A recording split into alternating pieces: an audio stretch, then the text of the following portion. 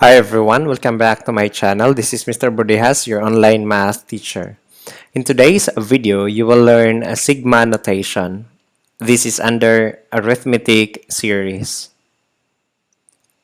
Let's start. Sigma notation, it is a notation used to denote the summation of all terms in a sequence.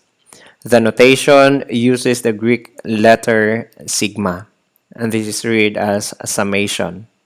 For example, the notation summation of 3n, where n is equal to 1 to 5, can be expanded as 3 times 1 plus 3 times 2 plus 3 times 3 plus 3 times 4 plus 3 times 5.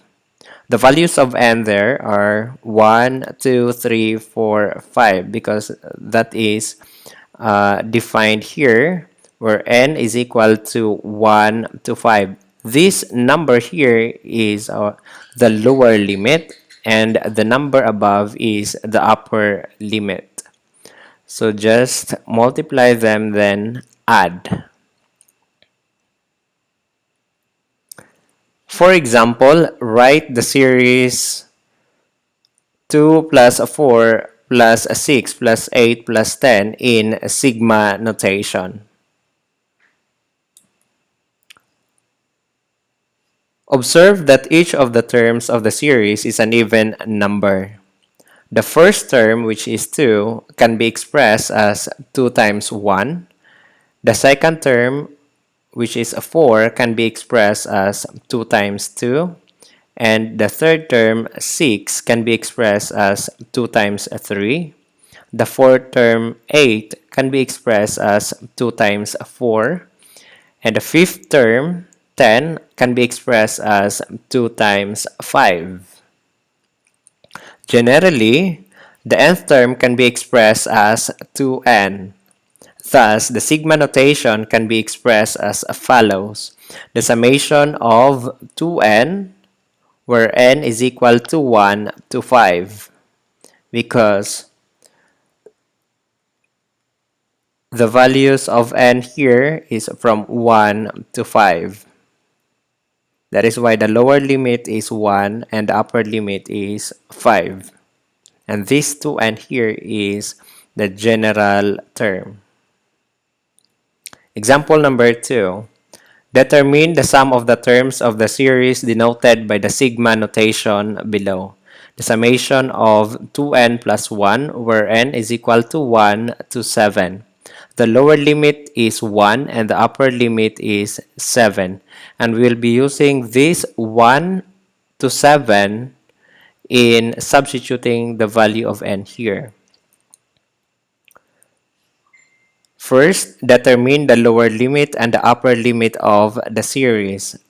Again, the lower limit is equal to 1, while the upper limit is equal to 7. Then, determine the terms of the series.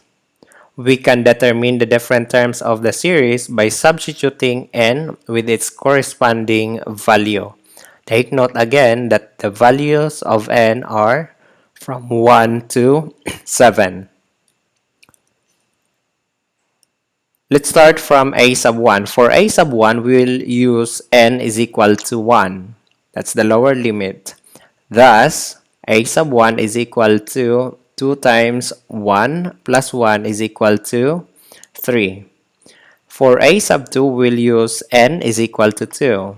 Thus, we have a sub 2 is equal to 2 times 2 plus 1. 2 times 2 is 4 plus 1 is 5. Therefore, a sub 2 is equal to 5. For a sub 3, we'll use n is equal to 3. Thus, we have a sub 3 is equal to 2 times 3, which is 6, plus 1 is 7. For a sub 4, we'll use n is equal to 4. Thus, we have a sub 4 is equal to 2 times 4, which is 8, plus 1 is 9. Then we have a sub 5, we'll use n is equal to 5. Thus, a sub 5 is equal to 2 times 5, which is 10, plus 1 is 11. For a sub 6 or the sixth term, we will use n is equal to 6. Thus, we have a sub 6 is equal to 2 times 6 plus 1 is 13. Lastly, we have a sub 7. We'll use n is equal to 7, and 7 here is the upper limit. So we'll stop substituting in number 7. Thus, we have a sub 7 is equal to 2 times 7, 14, plus 1 is 15. Thus, the series is 3 plus 5 plus 7 plus 9 plus 11 plus 13 and plus 15. Then, determine the sum of the series. We'll be adding all of these number here and we get 63. Now, for individual practice, I want you to solve this problem for you to check if you really understand the discussion, and please comment your answer below to check for me to check also if your answers are correct.